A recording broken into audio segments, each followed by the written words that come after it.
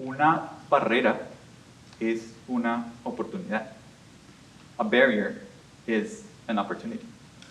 This is something that my grandfather taught me before I migrated from Colombia to Richmond. And at the beginning, I didn't quite get it, but today, I'm here to tell you that my grandfather was right. It is an opportunity. But also I want to share that living and working in Virginia for the past 5 years made me realize that the most meaningful way of transforming barriers into opportunities is through something called creative languages.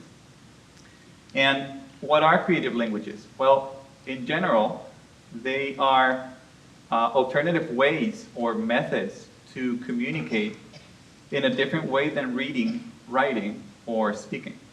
It's like using body language when you're playing charades, or using emojis when you're texting. Now, to me, the strongest creative languages are the ones directly connected with artistic mediums, like drawing, or painting, or sculpting, or printmaking and dancing, because they're very easy to access, but also because of the power of expression and transformation that anybody can unfold with them. And it is not about just painting for painting or dancing for dancing. And it's also not about being talented or skillful at making art, but it is more about using those mediums with the mindfulness of the things that we're able to say with them, beyond or in a different way than with words. And I want to talk about barriers, difficult barriers, that where creative languages have done interesting things. And the first barrier that I want to talk about is a language barrier. And I want you to imagine that for any reason that makes sense to you, you have migrated to a country where everybody speaks Spanish. Y de repente, todo el mundo habla inglés, perdón, habla español. Todas las personas, en el país, en la ciudad, en el colegio, hablan español, y tus profesores, con tu familia, con toda la gente alrededor, está esperando que aprendas bien español para que encajes y crezcas y te adaptes en la normalidad de ese lugar. What challenges would you have?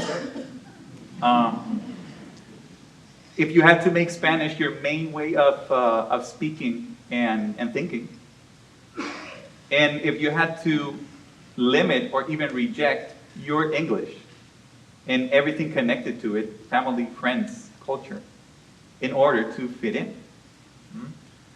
Now see, that is the real language barrier that immigrant students face every day here in Richmond, in Virginia, and all around the US.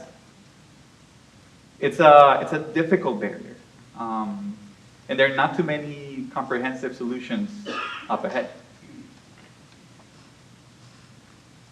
But something needs to be done, right? So we decided to start a very unique art program called Casa Lápiz at Sacred Heart Center here in Richmond for ELL middle school students to use those creative languages and try to transform this barrier. And we discovered in our sessions that they are using drawing, painting, or collage as a way of replacing or filling in the gap of not being fluent in English. And I believe that when this happens, there is a transformation of a language barrier into different ways of voicing difficulties around trauma, transition, and adaptation.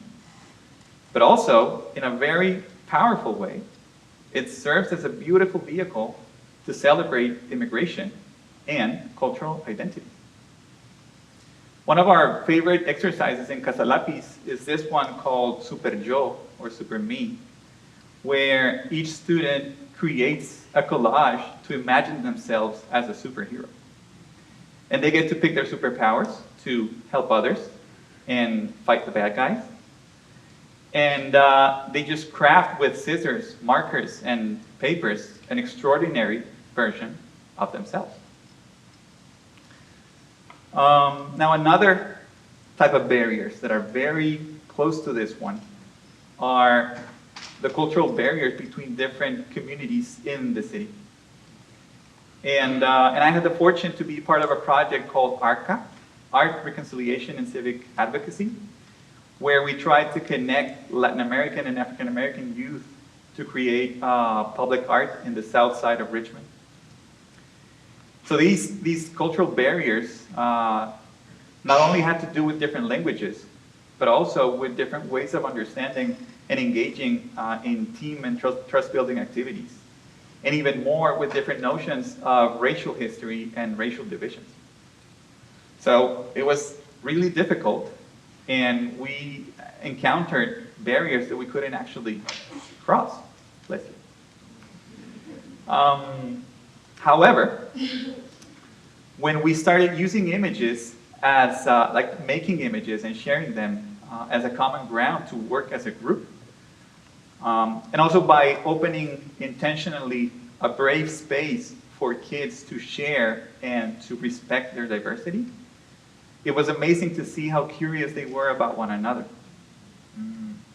So it became a space where they acknowledged their limited views on others with honesty, and they trusted their thoughts on the things that they wanted to know about others in a very authentic way.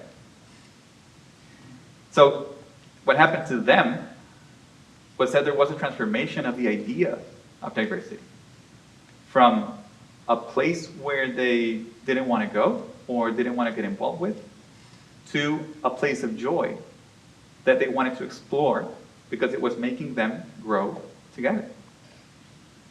And then another type of barrier that I want to talk is a barrier that is a little bit closer to most of us, and that is an identity barrier. We all define part of our identity with a heavy dependency on one dominant language, whether it's English or Spanish or Arabic. That first language defines our perspective and limits us to speak from our very own little corner of the world. It's a comfort zone. It's like a rocking chair that keeps us comfortably tied to a flat way of communicating with others and even more with ourselves. Now, what if we acknowledge that barrier, like some of you are doing right now, and use it as a turning point to start working on a second language, and a third, or even a fourth? And what if those other languages are dancing, or photography, or poetry? My second language is definitely drawing, like this one. And my third language is English. And I can say that when you open up those language alternatives, you will find ways of understanding and expressing who you are, where you come from, and what you want to be, in a whole different way. And in other words, you are going to open up your inner diversity. That's right, the diversity that lives within you as an ecosystem of different languages, cultures, and personalities. And you will find that you're not just one flat layer, but many layers that are magical and interesting.